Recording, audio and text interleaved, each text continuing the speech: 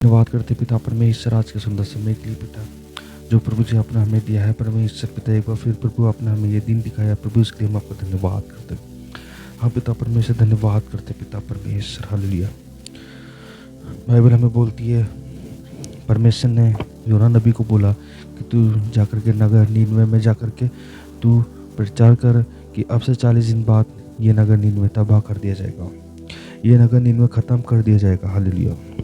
ये नगर नीनवे ख़त्म कर दिया जाएगा क्योंकि इसमें बहुत सी ऐसे बातें हुई है जो परमेश्वर, जिन बातों से परमेश्वर घृणा करता है, उन बातों को परमेश्वर अपने सेवक अपने दास योना को बोल रहे हैं कि तू जाके नगर नीनवे में जा और प्रचार करके अब से 40 दिन बाद में नगर नीनवे ख़त्म कर दिया जाएगा। परमेश्वर का दास परमेश्वर की बात को लेकर के और वो नगर नीनवे को नहीं गया, लेकिन तरसीस को भागने की कोशिश की। तरसीस को जाने के लिए एक जहाज़ में भाड़ा देकर और उसमें बैठ चुका है। वह तरसीस के जहाज़ में बैठ करके और उस भाड़े को दे करके और तरसीस के जहाज़ में बैठ के और तरसीस को जाने के लिए रवाना हो चुका है। बाइबल हमें बताती है प्रभु के सेवक लोग जब परमेश्वर की बातों को इग्नोर कर दिया तो उस सेवक को परमेश्वर ने उसके ऊपर परिस्थिति डाली, उसके ऊपर विपरीत परिस्थिति डाली। आंधी तूफानों में से परमेश्वर ने अपने सेवक को दोबारा अपने पास में बुलाया। परमेश्वर का वचन उसके पास में पहुंचा कि तू नगर नीनवे में जा और प्रचार करके तब नगर नीनवे 40 दिन बाद तबाह हो जाएगा। लेकिन बाइबल में बताती है जब वो नगर नीनवे की ओर जा रहा है और वापस जब परमेश्वर उसको लाने की योजना बना रहा है, उसने बात को नहीं माना तो उसके ऊपर बड़ी विपत्ति आई, उसके ऊपर बड़ा संकट आया।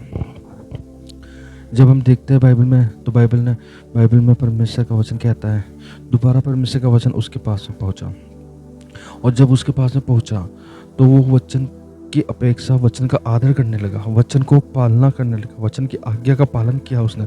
और परमेश्वर के दास ने परमेश्वर के वचन की आज्ञा के अनुसार दूसरी बार जब परमेश्वर का वचन उसके पास में पहुंचा तो उसने उस नगर नीनवे में जाने के लिए अपने आप को परमेश्वर के हाथों में रख दिया।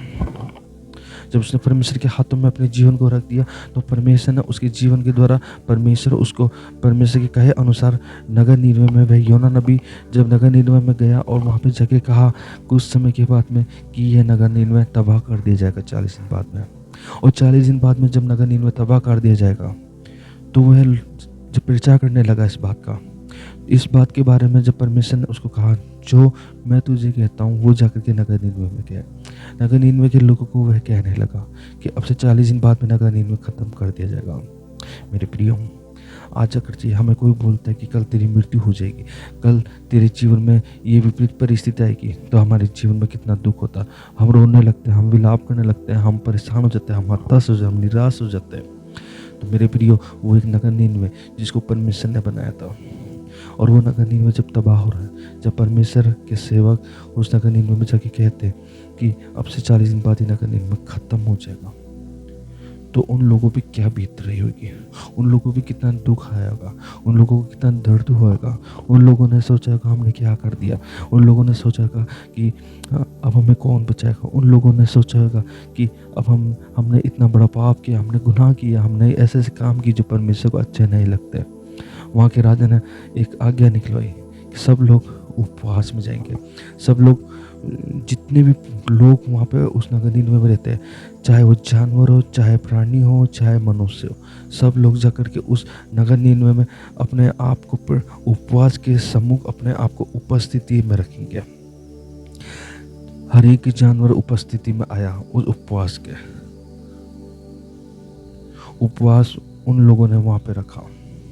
और उपवास का महत्व हम देखेंगे कि उपवास का क्या महत्व होता है। उपवास का महत्व कि जब आप उपवास करोगे परमेश्वर के लिए तो परमेश्वर आपके जीवन में काम करेगा। जब आप परमेश्वर आपके जीवन में काम करेगा तो परमेश्वर आपके जीवन से महिमा को प्रकट करेगा।